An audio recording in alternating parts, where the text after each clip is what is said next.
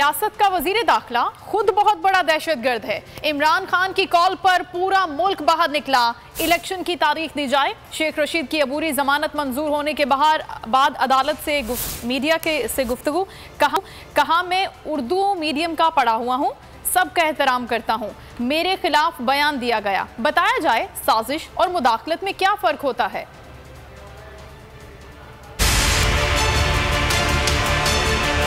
ये रियासत का वजीर दाखिला खुद दहशतगर्द है जो हम पे बगावत के और तोड़ फोड़ के और ये मुकदमे कर रहे हैं। कल इमरान खान की कॉल पर किस तरह कौम निकली है, सख्त बारिश में भी निकली है। ये जो चोर दरवाजे से इम्पोर्टेड हुकूमत आई है, हम ये कहते हैं कि इस मुल्क में इलेक्शन का ऐलान किया जाए। मैं उर्दू मीडियम का हूँ, मैं कोई बर्कले, हार्वर्ड, एसेक्स या सैसेक्स से नहीं पढ़ा, लेकिन मैं मुंतज़िर हूँ ये बताया जाए कि कॉन्स्पिरेसी में और मुदाखलत में क्या फ़र्क है।